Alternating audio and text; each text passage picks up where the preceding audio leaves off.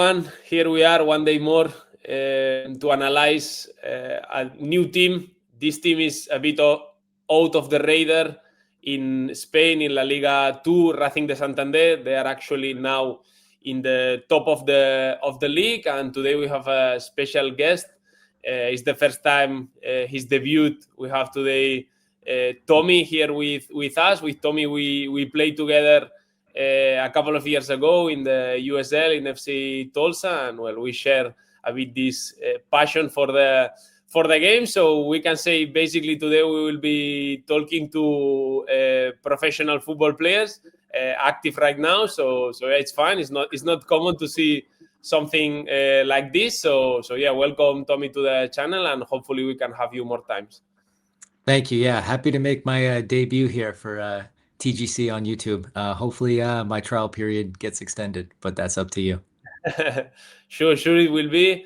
And yeah, we are happy to have you here. You have been helping us a lot during last month, and we have been talking about having you in YouTube. But the thing is the time difference.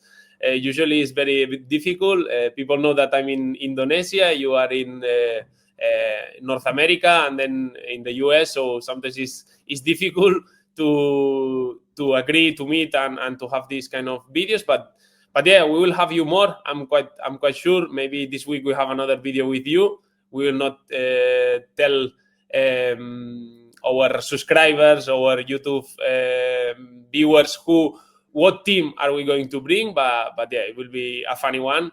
And yeah, Racing de Santander, I think, is a team that they are playing a bit of a different football. They are in the top of the league, as I said, in La Liga 2. They are fighting for this promotion. Last season, they were very close to it. They have many young players. We will talk about them later.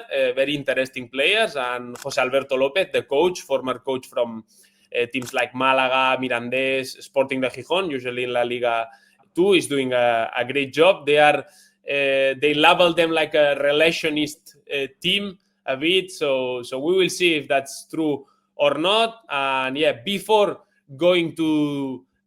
starting to talk about their most common lineup, I just have here a map of Spain. If people don't know where Santander is, in the north of Spain, very close to Bilbao, just maybe 1 hour with car or even less, quite close to France also. So yeah, just I wanted to put Santander in the map for everyone. Racing de Santander is a club that during last seasons they were in the third level of Spain. They didn't have a good time. They had problems with the former owners, and yeah, they haven't been before. During I don't think early 2000s they were in La Liga, in the top league, but now during last years they haven't been there in the top level, and it looks like now they are getting ready to get back to La Liga. So yeah, let's go and talk a bit about the players, their starting lineup. They have been changing quite many players, so it's difficult to say just one starting lineup, like a most common starting lineup is difficult to say. But yeah, let's go a bit to talk about the players. First, Ezquieta in goal is a goalkeeper that we used to see in the second team of Football Club Barcelona, in Barça B. Then we have the two center backs, Pablo Ramón. He's 24 years old only. He's on loan from Espanyol, from La Liga, and Real Madrid has 50% of his rights. He used to play for Real Madrid Academy. Then in the left center back, we have Facundo González, another young center back, 22 years old, from Uruguay, and he's on loan from Juventus.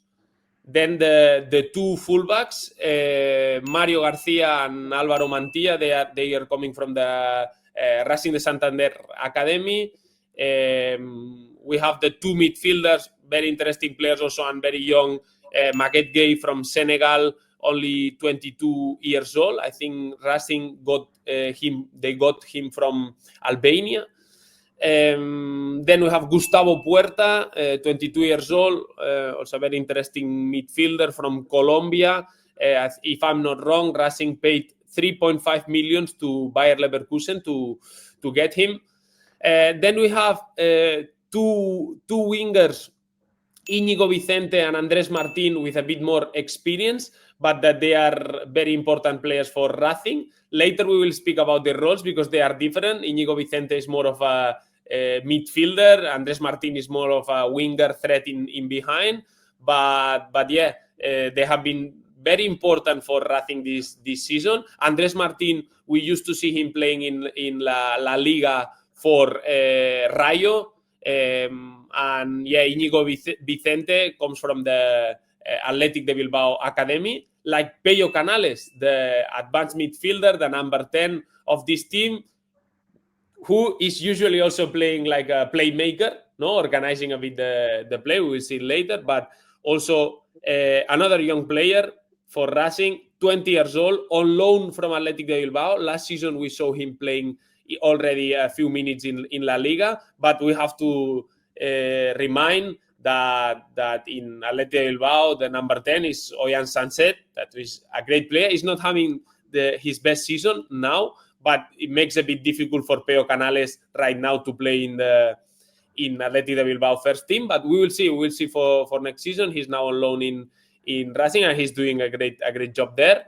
And finally, on the striker position, we have Jeremy Arevalo, another young player, only 20 years old, from Ecuador, but born in Spain and comes also through Racing Academy. And then other players that they have been using a lot in the centre-back position, we have Javi Castro and Manu Hernando. Manu Hernando, that actually he used to be in the Real Madrid Academy. I remember when I played against Real Madrid second team, I would say 8 years ago, he was playing there. So we play against each other. Then we have a very young left back who is also playing quite much, Jorge Salinas, only 18 years old. He already played for Spain under 19. And another midfielder, very young, coming from the Racing Academy is Sergio Martinez, 18 years old, also playing for Spain under 19 national team. Aritz Aldasoro has been participating quite much in midfield too. In the winger side, we have Suleiman Camara, 23 years old, Yaray Cabanzon, 22 years old. They have been playing also some minutes. Also, Marco Sangali, another experienced player. We probably remember him from Real Sociedad. He played in La Liga. And if I'm not wrong, also in Mirandés. 33 years old, is a bit more experienced, similar to Íñigo Vicente or Andrés Martín, that they are a bit more experienced players. And in the striker position, we haven't put it here. Tommy, we were discussing this before, but we have also Asier Villalibre, who has been alternating a lot with Jeremy Arevalo, who Asier Villalibre is in loan from Alaves, also from La Liga, and they have been both scoring many goals. I think Asier Villalibre is the top scorer with 10 goals in La Liga 2, and Jeremy Arevalo, he has been scoring also seven goals. So yeah, I wanted to ask you, probably it was your first time watching Racing de Santander and watching many of the players. Is there any player that got your attention, that you like it the most? And yeah, I wanted to also ask you a bit about their offensive intentions. We already spoke about the position of Canales dropping back to midfielder, Íñigo Vicente and Andrés Martín having different roles. So yeah, I wanted to know a bit your opinion related to players and a bit the offensive intentions. Yeah, so a little context on me watching Racing. As Sure. you'll get to realize, this is my first time watching them. I am not Spanish. You'll realize quickly that my pronunciation isn't great, but I've heard a lot about them, about kind of their intentions being different than what you're typically seeing in modern football, and wanted to watch them. They had just won one of the last 5 games. So as you see, some of these lineups will be different than maybe if you're watching them right now. They've had Asier, who's come in and scored multiple goals. Vicente has gone on really good form lately. So this was at the beginning of them trying to find solutions to maybe a tough patch of results. But for a team that is dominant in the ball, it was refreshing to see different ways of being dominant and being the protagonist in the game.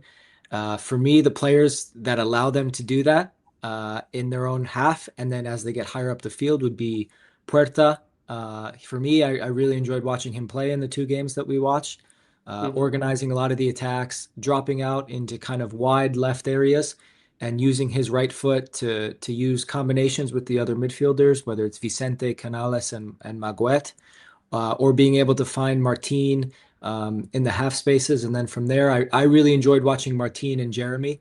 Their ability to speed up attacks and change the tempo for Racing was very fun. And then it's a joy to watch kind of that midfield four that you see on the screen right there, just move with the ball and always be connected. And I think the one thing that stood out for me watching them is just their relationships and understanding each other. And it makes sense. Like the things that they do, it's very simple. A lot of right-footed players that are looking to kind of face forward and play inside the opposition, and then the kind of the relationships and combinations in the attacking third, 3 to 4 players linking up, running off the ball. As you'll see, it's very kind of central attacking combinations, and it's beautiful to watch. It's for me kind of what you would want to do as a kid when you're playing in the park. Sure, yeah, I was surprised also watching them because it's kind of I would say the fullbacks they are usually more overlapping, but they stay in position first. We will talk about this later, but yeah, then they overlap and they make these overloads inside with many players, but they are playing kind of a four inside players and then 2 threats in behind, no, like more like Jeremy Arevalo and Andres Martin, and being Íñigo Vicente, Peyo Canales, Gustavo Puerta, and Maguette Gay, more of the 4 midfielders that they combine between them. And they are very, very, very connected, these 4 players, and we can see them playing in very, very small spaces many times. So yeah, before starting to talk a bit about the clips and watch them play, I will put some stats to have in mind to get some context about how Racing de Santander played. So yeah, we can see here already have been 16 matches in the season. When we are recording today, Racing de Santander, they play against Cádiz. So what will probably happen is that they will lose because every time we talk good about a team, after that they lose. No, but let's see at that moment when we are recording, today is Saturday in the US, Sunday for us in Indonesia. So Racing de Santander is second with the same points than Deportivo de La Coruña. 2 clubs that they have been during many seasons in La Liga, that they haven't, during last season, they have been having problems staying in the 3rd level of Spain and not really progressing, but now it looks like both teams can make it to La Liga. So they have already 10 games won, 2 draws, and 4 losses, and their expected points is 26.6, almost same than Deportivo La Coruña, but they are the team that they have scored the most goals in La Liga 2. So we can see here 37 goals in 16 matches is more than 2 goals per game. Is quite high, very high. But at the same time, they have conceded quite many goals. We can see here 23, much more than almost 1.5 goals per game. So it says that they also concede quite many goals. Even they are a very offensive-minded team, and we can see here how they score 37 goals. As we say, the best goal scorer is Asier Villalibre with 10 goals, top scorer in La Liga 2. This is an interesting stat. Also, we were talking about this before recording. Also, Tommy, that they are the team with less long passes in the league. So we can see here only 30 long passes per game, the lowest in the league, and also the lowest in crosses. They are the lowest team in the league in putting crosses into the box, only 8 crosses per game.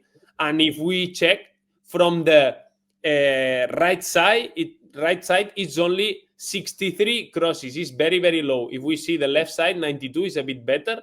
But in terms of crossing in the right side, it's not something that they try a lot. So that shows that they are looking more for this inside combination, for these short, medium passes between them, instead of looking for more longer balls and also long crosses. Yeah, I think for me, this is definitely a product of how they build the game from the goalkeeper through the lower parts of the field, and then when they get into the attacking phase. So if I had to quickly describe how they would do things from goal kicks, I would say they like to play around, and Maguette will drop to like a false fullback type of space, and then they'll look to create numbers in the ball zone. And then from there, if a team shifts, then the space isn't in behind. And I think a lot of teams, when they look to build out, they attract the press and then play over. But when they shift a team to the side, the passing or the space is on a diagonal angle. And so I think that's definitely a product of how they build their attacks. And then when they look to kind of organize attacks and to progress them to create chances, this one for me makes the most sense. They cross very little. Even when they get into kind of those half spaces inside the box, it's just a pass across. And they're very good at combining in central areas to get in behind or just on the outside of the direct opponent. And then the other thing is when they play in transition or they speed up the attacks, Jeremy and Martin are very good at kind of playing on the outside shoulder of the defender and then being able to cut inside. As you'll see, they scored a couple goals from those Mhm. situations. So for me, this one, these two stats, especially the crossing one, make a ton of sense. Yeah, we will see later some of these clips. I already have seen this transition you are talking about, and yeah, that's why I say that I think Jeremy Arevalo and Andres Martin, they are more of a threat in behind, but this allows to stretch a bit the opposition and allows Íñigo Vicente, Peyo Canales, Gustavo Puerta to play a bit between the lines or combine between them. So yeah, before starting to talk about and watching some clips about their offensive ideas, I wanted to talk about Íñigo Vicente because I think in terms of individual performance, he has been one of the best in La Liga 2. If we can see here the through passes, these stats are from Y Scout. We can see he's the top one with 27, and the difference with the rest of the players is huge. And the same for the key passes. We can see Íñigo Vicente also top of the table, but we can also see Andres Martin here with 16 key passes. So two of the top player in terms of key passes in the league, they are from Racing Santander. So it talks about their offensive intentions and how offensive minded of a team they are and how many chances they create. And it talks good also about Íñigo Vicente and Andres Martin because they are very important players for them. When we go to goals and assists in the league, we have also three of Racing players. We have Íñigo Vicente with, I think, if I'm not wrong, 10 assists and 3 goals, which is huge. Then Asier Villalibre, he has 10 goals and 1 assist. And then we have Andres Martin, also 6 goals and 4 assists. So we can see in the top 5 of the goals and assists production in the La Liga 2, we have Íñigo Vicente, Asier Villalibre, and Andres Martin. So yeah, this is also an interesting stat for me. And the last one we already spoke about, the assists. Íñigo Vicente is leading the table, and there is a huge difference compared to other players in the league. So yeah, now we put a bit Racing in context, so now we can start watching a bit their ideas, their clips, and yeah, we will start with the offensive part, and later we will go to the defensive part. Okay, Tommy, so let's start talking a bit about their offensive ideas. We start with the goal kicks, with the low build up, the deep build up. You told me that they are doing something interesting in the right back position with one of the midfielders, Maguette Gay, becoming like a false right back, moving from inside, from midfield to wide zones, pushing the right back up. And Peyo Canales is the one as advanced midfielder, as a number 10, dropping into more of a midfield position, occupying that space that Maguette Gay left by moving to the right back position. So yeah, we can see here, Tommy, how Yes, yeah. Maguette moves wide.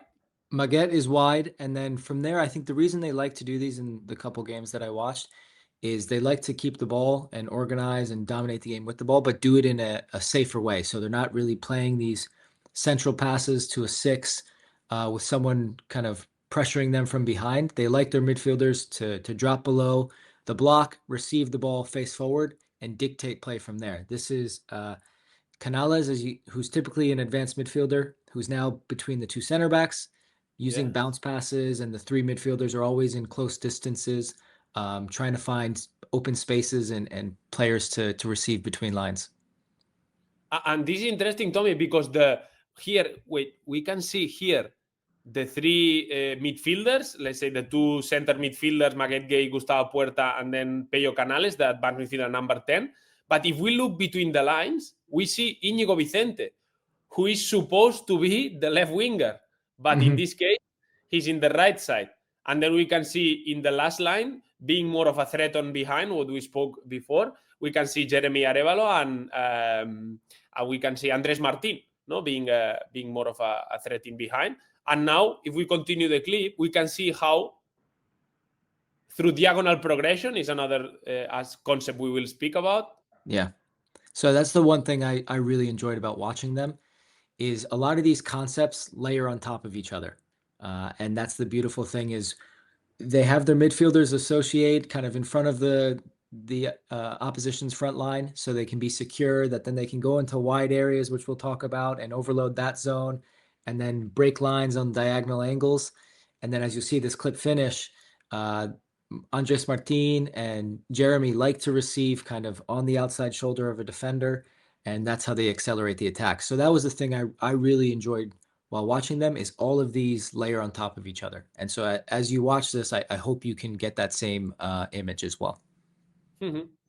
No, you say also a very interesting thing is that, because I saw this in Mjällby also. So these kind of teams, they want to keep the ball, and they try many times through wide overloads, because they feel like they are more protected by doing it in wide zones and by accumulating many players close to each other, because when they lose the ball, they are ready also to press. We will see later one clip about this, but yeah, this kind of relationist teams like Mjällby or like Racing, they try to progress more through wide zones many times in their own field. Later in the last third, it's a bit different, and we can see much more of maybe more progression inside, no more of these diagonal balls, more of these combinations in inside zones. But when it's deep build up, they try to progress more in the wide zones. So yeah, here we can see how they find Íñigo Vicente, because it might be difficult for the opposition team to know who has to step to Íñigo Vicente, because he's supposed to be a left winger, but he's playing in the right. And this ends up with Íñigo Vicente receiving, playing with Andres Martin, back to Íñigo Vicente, and then great movement from Jeremy Arevalo, that you were talking to me, Tommy, that is a player that you like a lot. Yeah, I really like him. As you'll see in some of these other clips, he's very good at playing on the outside shoulder of an attacker. And it's something that I watched today with Ollie Watkins at Villa. Something I really admire about him is his off-the-ball movement in what you traditionally call half-space areas, that he's able to receive a ball on the run. And Jeremy scores a couple goals like that. He's very, very good at that for me. Yeah, we can see how he anticipates the play and already makes this movement. And yeah, I totally agree with you. I actually put one tweet about this in my social media about, I think Ollie Watkins is not now in a great moment probably, and he's not finishing with goals, and his hold-up play is not at his best now. But in terms of the ball movements, every game he's a threat on behind, and Aston Villa can find him all the time. And it's a bit similar, the ideas of Aston Villa to Racing. Of course, we are not talking about this relationist football, because Aston Villa is different, but the idea of this kind of 4-2-2-2 with two threads in behind and two players between the lines, more like Tielemans, no, being more of a Pello Canales, no, this, or McGinn being more of a winger who plays inside between the lines, and then having two threads in behind, like can be Morgan Rogers and Ollie Watkins. So this is more of similar ideas of what Aston Villa is doing. Like 2 players with more quality to receive between the lines to drop into midfield, and 2 players being more of a threat in behind. So yeah, interesting. Let's go to the second one, Tommy. Mhm. A bit about tilting, no? What we spoke about overloading in wide zones, and this is an example of overloading in a deep build-up, no? In their own half. So how they are able, after they recover the ball, to progress through this combination where both midfielders approach the ball zone and also the winger, and they are able to progress like this.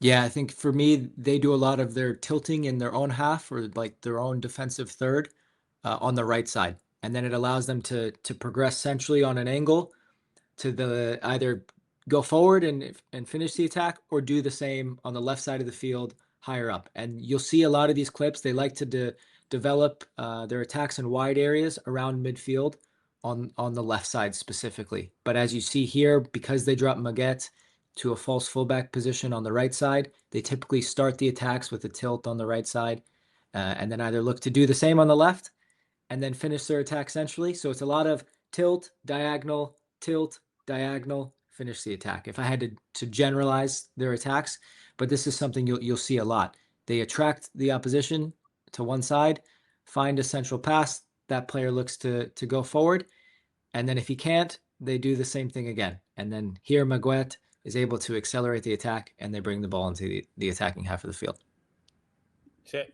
So we watch again, but yeah, that's a bit the idea, right? That yeah, this one is Jeremy, actually, the striker that probably yes. he dropped to defend. We can see Andres Martin again, like a more of a strike in a striker position right now. We can see this one, I think, is Íñigo Vicente, and how they accumulate some passes in the right side, and then they play to.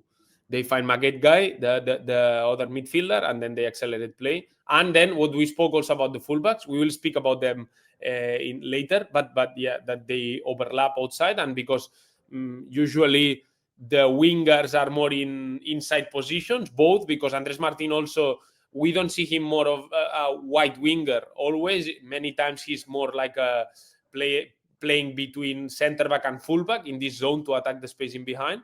So yeah, the fullbacks are important, arriving dynamically. So yeah, next one.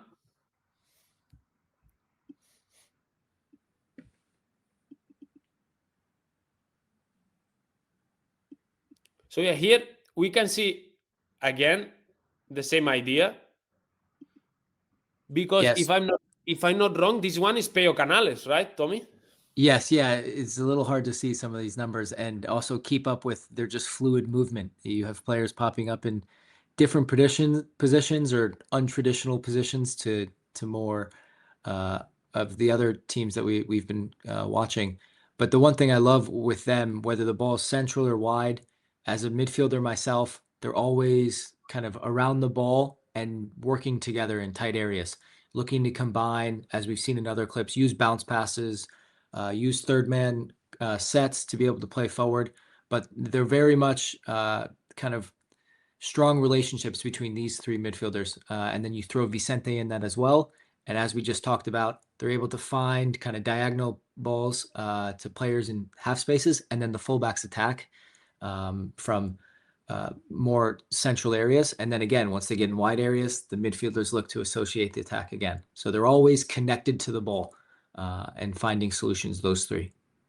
Yeah, now we can see again the 3 midfielders very close to each other, almost 5 meters to distance between them, and then we can see 6 players against 4 right now in this situation.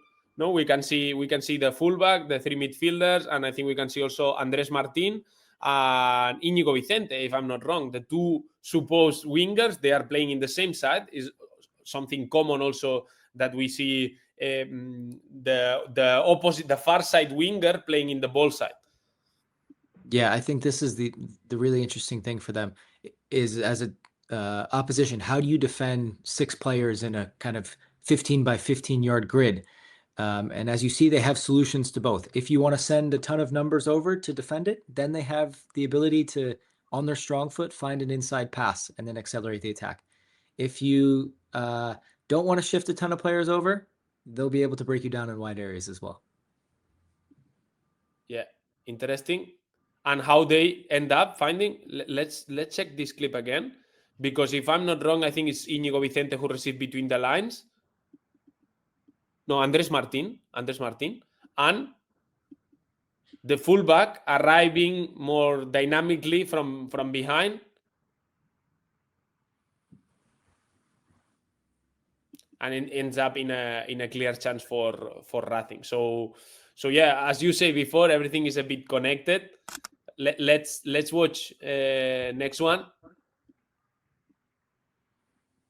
So on this one, this is something that I've also been able to see with them, and I think you see a lot with relationist teams, is when they create these overloads in the ball zone or in wide areas, and the opposition stops them from being able to progress. What I've seen with them is they'll reset to a center back, and then you can see their right back is basically standing at the center circle right now, or right in the middle of the field.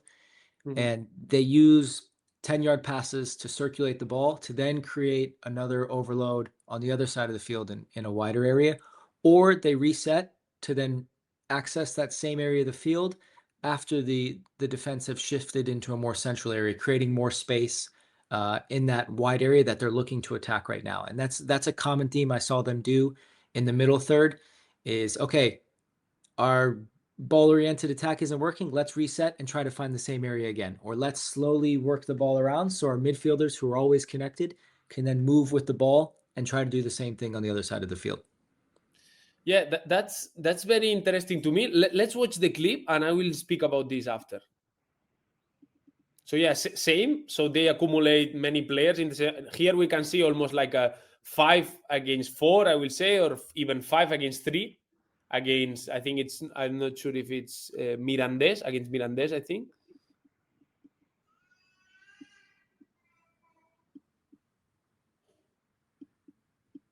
So yeah, what usually they say in these situations, in positional play teams, is, hey, you accumulate a few passes in the same side, and then you need to switch play. It's like a rule that during many years, also me as a player, and probably to you, they tell you, no, we accumulate a few passes, and then it's time to switch play. But what if teams are prepared for this switch play and they are already moving, and then we can go back quick to the same side? This is what I think is Gustavo Puerta is doing here. That everyone is expecting to switch play, and then he turns and goes to the same side. Mm-hmm. And now from that, the defense has to shift and then shift back. And then their players, as you've mentioned already, they're able to dynamically arrive into free space. And whether it's Jeremy and Andres Martin kind of pinning the back line with their running in behind intention, then Canales or Vicente can find the space in between, or it's someone else. But I think this is brilliant. When Puerta realizes, oh, I can't progress play on the diagonal, I'll go back to the same area that we tried to exploit. And then Canales or Vicente from this is able to find a diagonal pass between the lines. Yeah, I think this one is actually Canales, who has dropped deep again, and from there can organize play, and then can find, if I'm not wrong, finds Andres Martin between the lines, who can find Jeremy, and then they get a free kick. So yeah, it's they call it in relationist terms, they call it the yo-yo, because you seem you are going to one side and then you go back to the other side. And yeah, it's an interesting concept. It's a concept I like, and sometimes as a player, when the coach will tell you, no, 3-4 passes and then we switch play. Well, it depends. If I'm about to switch play and then I see already everyone is shifting towards the switch play, why not I can turn and get back to the same side if we have a numerical advantage there, or we have, I don't know, a quality advantage there because we have a great player in a 1v1 situation. So it's a funny thing, because there are many of these concepts that during many years, because of positional play, has been great and winning a lot of titles and everything, and a lot of attention. Now some of the concept of positional play, it's like a mantra, everyone has to follow it. And well, it depends. There are moments that you need to switch play, but there are moments that doing this, what Gustavo Puerta is doing in this case, I think it's a great idea too. So let's move to the next one. This concept, also typical from relationist teams, the minimum width. But I think this is something we are already seeing more in many teams. I have seen it a lot, for example, also in Porto, in terms of the fullbacks being more in this inside position. So the width depends a lot on the opposition block, so they try to play the fullbacks in closer distances. But the way Racing Santander does it is a bit different, no? But in the ball side, the fullback has the freedom to join these kind of overloads and play with more of a free role, and then the far side fullback is the one compensating. Yeah, I think this is, again, like you said, this is just a different interpretation of some of these modern concepts that we see. Shorter passing distances to be more secure on the ball. And then a very positional play concept is how can you dominate and overload the center of the pitch? And this is just a different interpretation of that because they're always looking to overload where the ball is. And against a lot of these defensive blocks that have a five back, the space is wide. So then you look to overload there. And then because you want to overload wide areas, your fullback has to be, your opposite fullback has to be connected for counter pressing and defensive transitions. But then also, if you want to switch play to the other side, your fullback is connected. Yeah. So we can see here how the left fullback is already moving inside. So he's not keeping the width, even there's no winger there. So he's not staying there. So he's coming close to the play. And we can see here how the right back starts to join this kind of wide overloads. And we can see that even there is a chance to switch play, the left back is not really giving the full width. So he's still waiting, because he can still receive in that zone, even he's not in a full width position. Yeah, and I think that's related to what we just talked about. Puerta looks like he's going to open play up and then brings it back. And so I think the trigger for their opposite fullback is when it gets to the center back that's on the same side as you, then you start to open play up. But as we just talked about, they're looking to shift, and then bring them back into the same position and create an advantage in the space that was just blocked. But this is Pello Canales. So in the last one, we saw Gustavo Puerta, but in this case, it's Pello Canales. So it's not just a one-player thing. It seems like it's something that they try to do, all the players. And yeah, that's exactly a good example of this yo-yo we spoke about. And yeah, how Maguette Gay moves wide and they try again to progress in this zone. And now we can see here again, like how we have Íñigo Vicente, we have the right back, and we have Andrés Martín. So we have again both wingers, supposed wingers, Andrés Martín and Íñigo Vicente, playing very close to each other in the right side.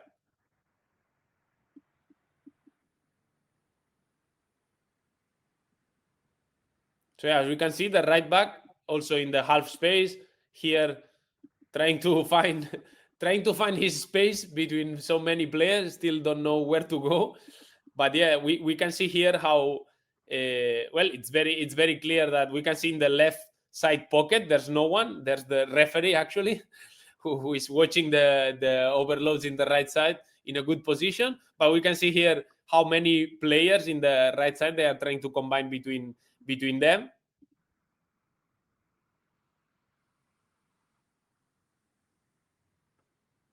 And yeah, it ends up there in a throw-in, but yeah, it's interesting to see the far side also fullback closing inside.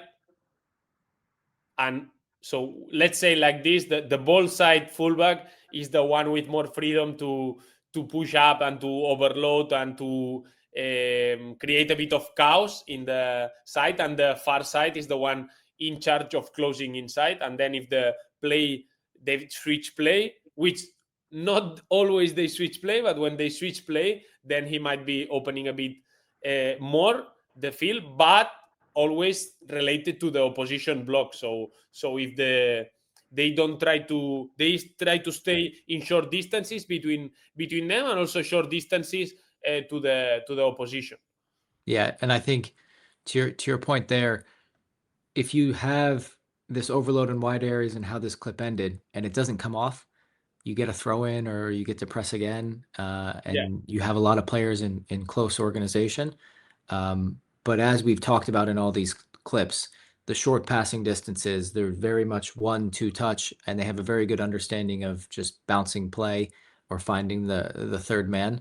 And it's a lot to do with how they organize themselves around the ball. Okay, so let's watch the next one.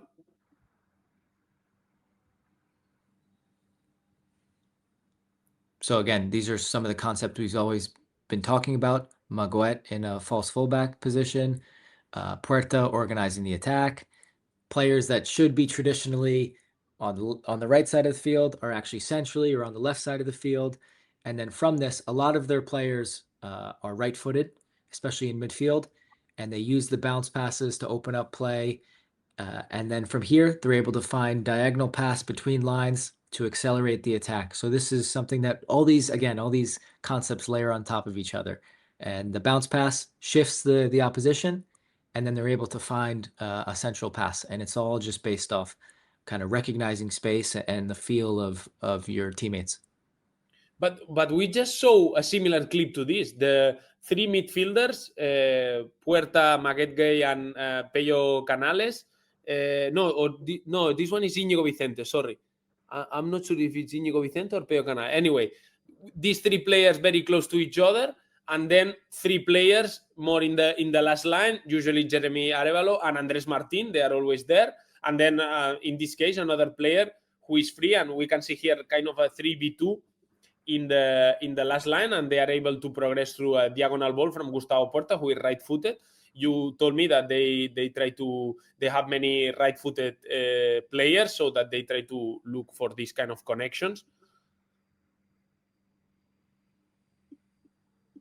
Yeah, I think that was Íñigo Vicente, because this one is Pello Canales. In this case, Pello Canales is a bit more higher up, but it's this one is an interesting, because now this 3v2 we are talking about, the center back decides to step out to Andres Martin.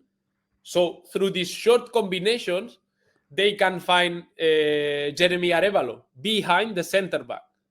But for this access to Jeremy Arevalo, you need short distances between them.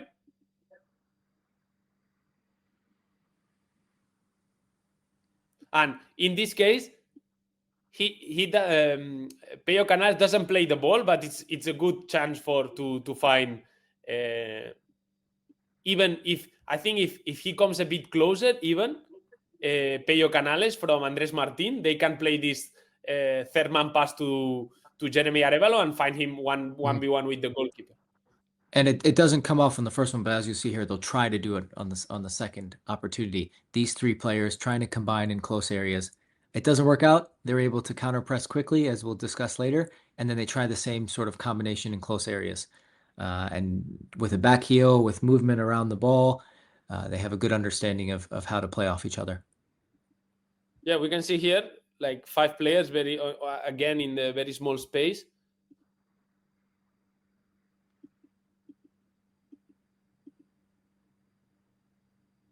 And it doesn't come off, but you start to see some of their intention behind what they're trying to do from the midfield areas.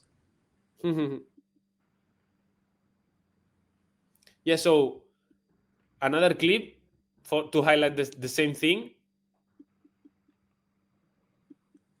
Again, you have Puerta in wide areas. You have a 5v3, 5v4. You can shift the opposition, and as you can see, they're all moving to the left. And then as they're moving to the left, can we find a diagonal pass inside? Yeah, I think this is a bit the same. This square, no, between the 4 midfield players, no, with the fullbacks a bit lower, ready to attack in behind, and then Gustavo. Yeah, what do you say? This is one thing I love is as soon as because they're right-footed and Puerta's very good at finding passes between the line, as soon as he comes back onto his right, you're always seeing typically Andres Martin check down to the ball. And then from there, they play combinations like we saw closer to the goal to try to get in behind. But I love how as Puerta shifts onto his right foot, you can see Martin wanting to arrive into that space. And Andres Martin, if I'm not wrong, is left-footed, right? So yes, these connections are beautiful. yeah, Because and it's the same as what we saw in a tighter space on the last clip, but this time it comes off and they score a goal from it. But exactly. it's beautiful. It's in this case, it's Peyo Canales attacking the space in behind with Asier Villalibre already. Yeah, at the end is again a 3v2. A 3v2 between the center back that steps to Andres Martin, to one center back pushing to Asier Villalibre, and this ends up with Peyo Canales being free. Yeah, I think this is when you watch them. This is one of the tough things that I'd feel as a center back, as you would probably feel the same. Is it's typically a 3v2 when they're able to pick up the pace of their attack. And as a center back, do you go step to Andres Martin, who's come from a more traditional space where the fullback would have to follow? But the fullback is like, do I come all the way across my center back on that side? And then from there, the other center back is, okay, I have to take the traditional number 9. And then the other advanced midfielder is able to run behind. Yeah. No, it's these inside combinations, and I think it's good to see teams like Racing Santander doing this kind of inside combinations, because nowadays it's more difficult to see it in other leagues. I think teams are they feel it's too risky sometimes, to combine like this in small spaces inside. So we don't see so many, and Racing Santander is playing beautiful football, and doing this kind of combinations very, very often. Let's go to the next clip. Again, a bit the same. This kind of 3 players in the same diagonal line, vertical line, that they combine between them.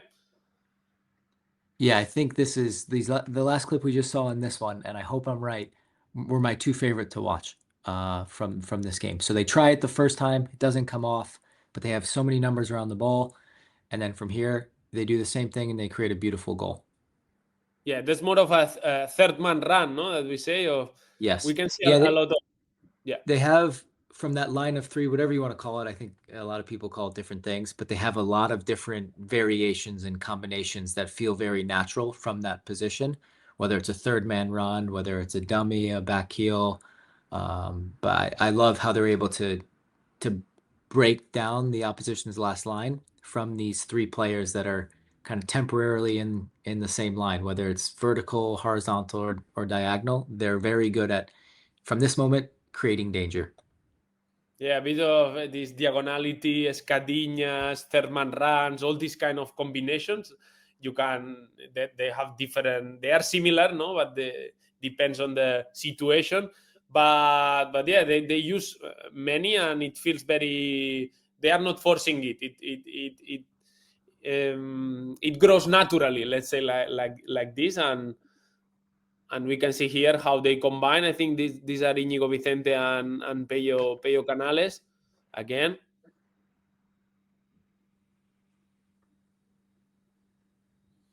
And that's also great ball. Great ball from Peyo Canales to assist for Jeremy Arevalo, who does a great movement to first attack the space in behind and then move back and receive, and great finishing also. Yeah, I think this is to the point of your stats before. They don't cross much, but when they do, it's from closer areas because they're looking to attack centrally. So the crosses are what you typically call a cross is a higher percentage than just whipping a ball into the box. And then from there, a lot of the players that had key passes or through passes were involved in this with Vicente and Canales and Martin. These are the moments when you want to think of how do they get really good stats for through balls and key passes. This is the moment that they're creating a lot of those statistics from. Yeah, that's the three players you mentioned, Peo Canales, Íñigo Vicente, and Andres Martin. Here, how they combine, they are the three players combined. And actually, I don't know if Y Scout considers this kind of situations across at all. Maybe this is more of a pass, and that's why maybe they are not in the top.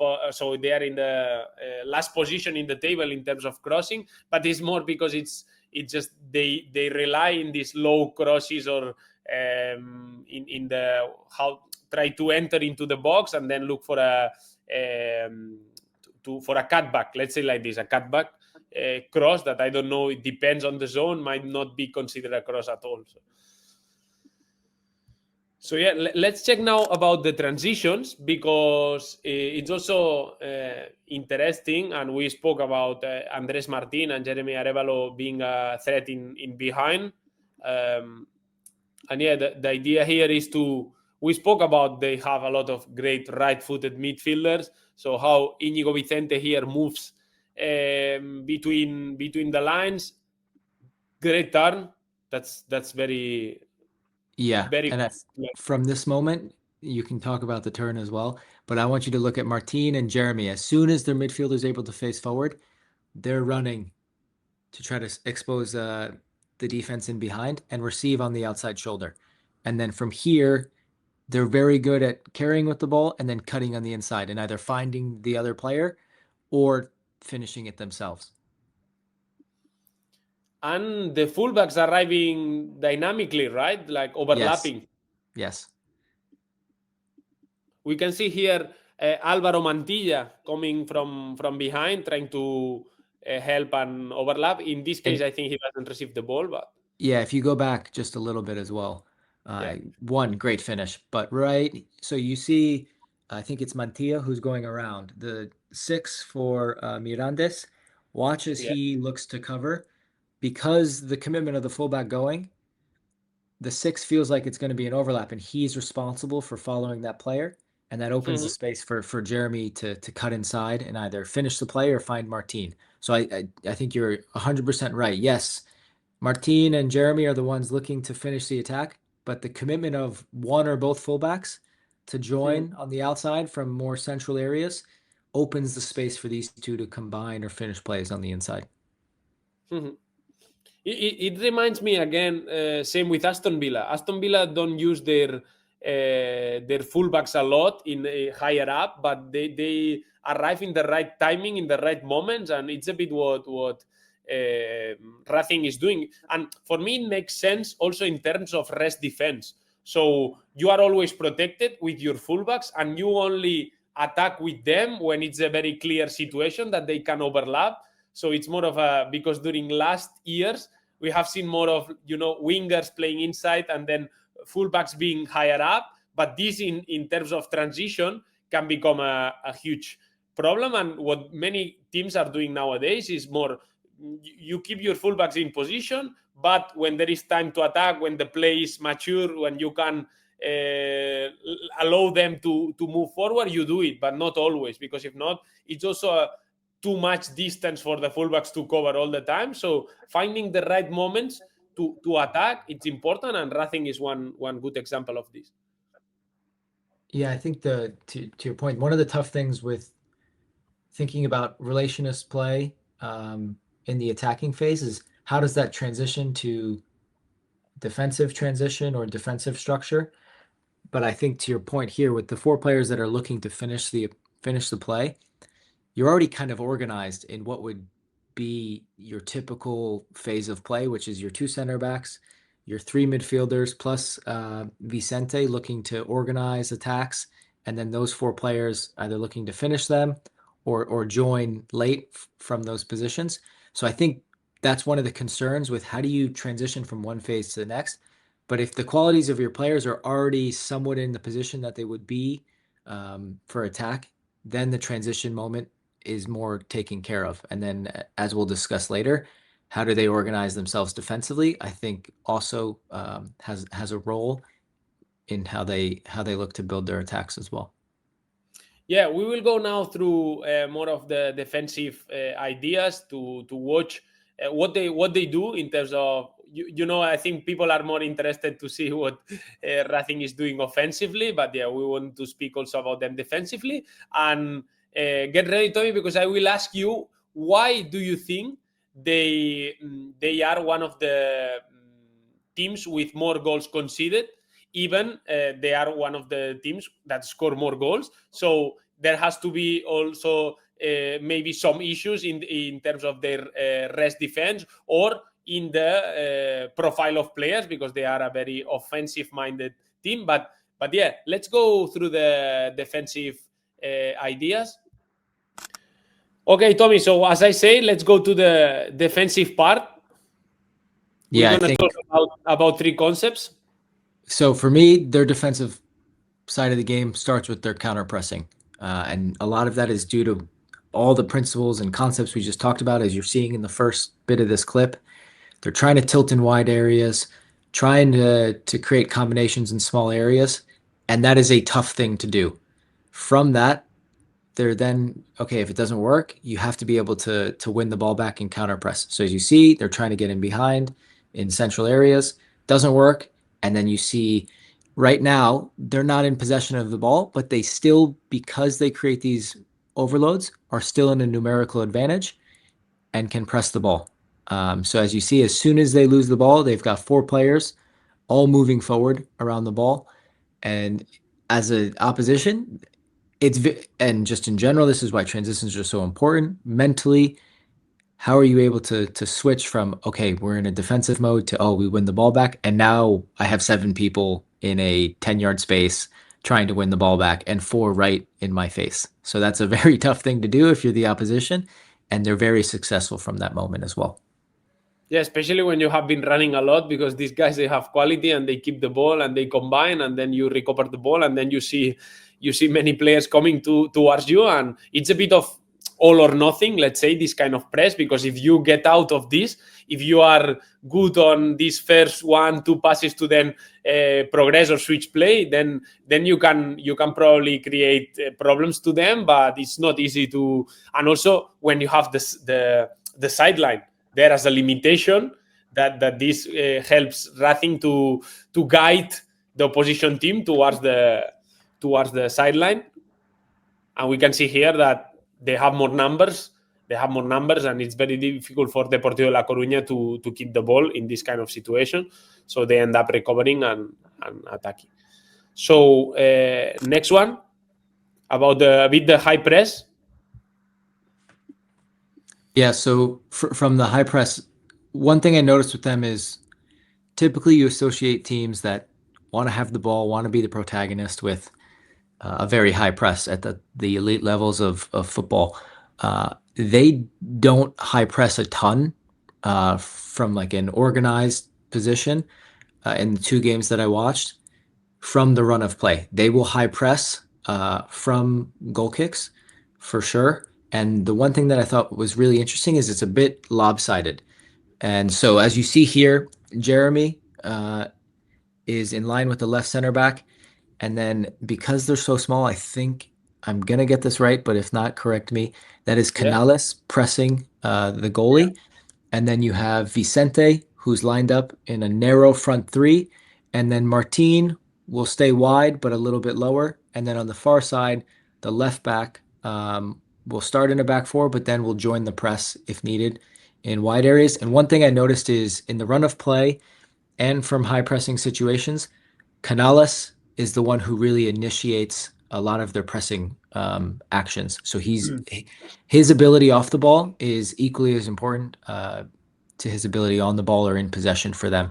And he drives a lot of their pressing triggers through the run of play as well. Yeah, as I say, I want to highlight 2 things here. As I say, Peyo Canales comes from the Athletic de Bilbao Academy. So we know that in Spain, playing in the northern side teams means like being like high pressing teams that they like this kind of players with a lot of intensity without the ball. And we all know Athletic Bilbao from Ernesto Valverde. They are a team that they like to high press a lot. It's very difficult, especially when you play in Athletic Bilbao Stadium. And yeah, Pello Canales can be a good example of this, and a player that comes from the Athletic Bilbao Academy, and he will probably join the first team in the next year. So it's important for a player like him to be good in this kind of pressing situations. And this high press is quite aggressive, because we can see that they might be a free player in the inside Racing's block, because as we see, Pello Canales is stepping to the goalkeeper straight. So that means that they will be a free player inside their block, but they solve it well. We can see here how Pello Canales steps to the goalkeeper, but take a look at Jeremy Arevalo, how he closed down the midfielder, and then the free players is in the far side with the center back and the fullback being for Andres Martin. And we can see here also how the left back, as you say, Tommy, steps to left back so fullback to fullback, no, stepping very, very high with the two midfielders keeping a bit more the position. And you spoke about not being a very pressing side team. And it's true, for being one of the teams with more like that they like to combine and keep the ball, their PPDA for high press is not so big. It's an average in the league, mid-table on this stat. So yeah, it highlights that they are a team that can high press at times, but they are also okay without pressing. And I think they rely a lot in this counter press we spoke about. But when they cannot counter press, or they feel they are far, they prefer maybe to go to a more middle block. And yeah, we will see now the middle block. Yeah, we can see here how Deportivo La Coruña ends up kicking the ball, and they recover it. And put the volume now. Yeah. So we can see here more of the mid block, I was saying, like a more low mid block, where they are more passive, let's say, but they try to find a moment, no, to start pressing. Yeah, I think from here they're very compact, as you can see here, and that's one of their strengths defensively. And then from that, they like to press out with Andres Martin or Vicente and Canales, really initiating the press. Jeremy is not one that typically initiates the press for them, which I think a lot of nines in modern football are asked to be very elite pressers. And in their team a lot, because they play against a lot of back threes as well, they have their wide mid really press out to in to initiate the press, and then Jeremy will join from that. And he's very good at kind of continuing the press, but not necessarily initiating it. Okay, yeah, we can see here Andres Martin pushing, and then how Jeremy also push, and then the left winger, I'm not sure if it's Íñigo Vicente in that case, that also starts pushing, and it's more of in this situation is almost like more of a man-to-man situation in the front three. Yeah, and then one thing I want to add here is, as they do this, the front three are on to the back three. And I think their midfield shape is also pretty interesting. So they will have three midfielders in this situation. And most of the times, two of them will take two of the sixes, and then the extra midfielder will follow a run from deep. But in other cases, it could be more of a flat midfield three that's covering the width of the field. And then Martin ends up picking what I would call the second six. And so they're really looking to continue play moving in one direction after they initiate the press, and then snap and win the ball in kind of a wide area from there. Okay. So here the fullback stays in position and is the midfielder following. It's true that Deportivo is doing kind of a rotation there, so the midfielder is forced to move wide. But yeah, before going to an extra clip I have of Racing playing beautiful football, I wanted to ask you, Tommy, because as I say, they are the team with more goals scored in La Liga 2 in Spain, and I think they are playing beautiful football, beautiful combinations. They have great players, but at the same time, they are conceding a lot of goals. It's quite common to see games from Racing de Santander maybe winning 4-2 or 2-4, or so we can in their games we can see a lot of goals. They score a lot, but they also receive a lot of goals. As we have seen, 23 goals received in 16 games is quite much for a team that is in the top of the table. in Spain. So I wanted to ask you about why do you think they are conceding quite many goals, and in what things can Racing improve if they want to promote to La Liga? Yeah, I think the first one is you've heard at least this past week with Pep kind of repeating it with Man City Fulham 5-4 is the Cruyff quote of I prefer to win 5-4 than 1-0. I definitely think Racing prefers to do that. But it's also with some of the kind of relational play and overloading small spaces. If they do lose the ball, which happens in our game a lot, and the opposition's able to create one or two successful passes, then it opens up a lot of space on the opposite side of the field for people to run into. And so I think generally that's probably number one. I haven't seen them they didn't give up a ton of goals in the two games that I watched. Um, and they were, I want to remember an own goal and a set piece. So there may be some set pieces involved, but that wouldn't be my first guess. It's more the small spaces that they play with the ball. If they lose it, then they have a lot of big space to cover if the opposition's able to get out of that.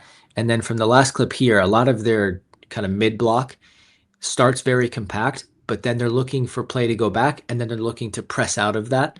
And sometimes if you're not successful with that, and a lot of these teams in Spain are very good technically and very good kind of passing between lines, and that's something I really enjoyed. The first 5 minutes of the game I watched, Racing didn't have the ball, and the other team was just as enjoyable to watch and very technical. And I think that's a challenge in this league is being able to press out and turn a block into a press. And if you get that wrong, you have a lot of space to cover. And as we just saw in this last one, if Deportivo is able to connect one of these passes in behind, they have a lot of space to defend going backwards. And so I think it's generally speaking the level of risk they're able to take on both sides of the ball and just accept that. And I think they have a higher tolerance for risk than other teams do. And at the current moment, they're conceding a lot of goals or conceding a lot of chance or high quality chances because of that. Yeah, and they probably also have like a lot of very offensive minded profiles like Íñigo Vicente or Peo Canales or yeah, even the Gustavo Puerta, so Andres Martin. So they have a lot of offensive minded players, but yeah, it's a bit of an all or nothing, no? When they do they counter press, probably many times they recover the ball back, and they can continue attacking, and that can lead also to goals, to scoring goals. But at the same time, if you are able to move out from this counter press, then you can really create problems, and it can end up in a 1v1 situation with the goalkeeper, or in a very dangerous transition.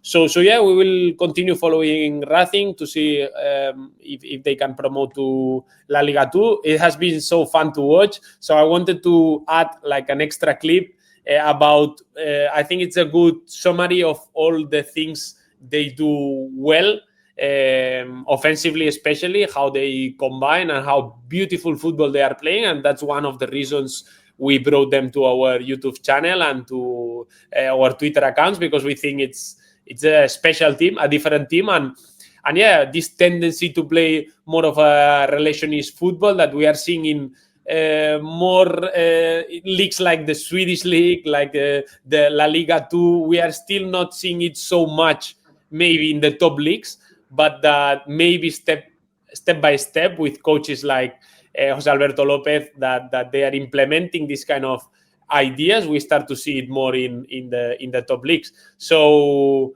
yeah, Tommy, I will add this clip and we will be silent. We will just watch it and enjoy it.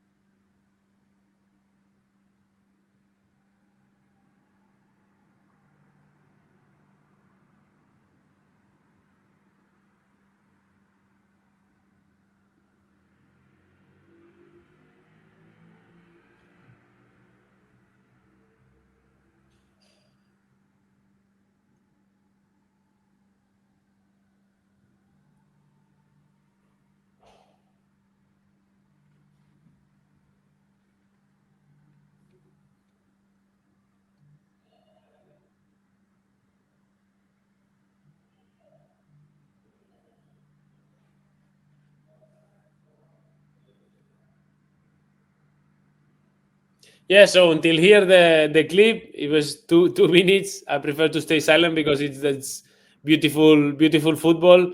We can see here these combinations, in small spaces and how they find each other. And yeah, I think it has been a very interesting team to follow this season, Racing the Santander. We will still put an eye on them and see how they progress. And yeah, we before we close this, I would like to remind you about to subscribe, to give us a like if you like the content, the video we have done. And yeah, hope you enjoy it. And remember to also join our community in the Game Changer. We have more than 100 coaches, a lot of coaches joining this last week. So we are so happy, coaches from all over the world. We have a lot of services. And yeah, hopefully you like it. Just you can ask more to us in our Twitter accounts, or even in YouTube. And if you have any new team for Tommy to watch, any new team that you would like to us to analyze in our YouTube channel, we are very open to it. So please drop it into the comments or contact us, and we will try to watch them and then bring it to YouTube. So yeah, thank you so much, Tommy. It was great to speak with you. It was great to take a look at Racing the Santander, to get to know many of their players. Many of them probably will see them soon in the future in better leagues, even because they have many young players. And yeah, it was a pleasure, and I hope to see you soon with another team analysis. Thanks for having me on, Ruxi. I really enjoyed this one, and hopefully I get to see you soon too. Okay, thank you. See you guys. See you. See you.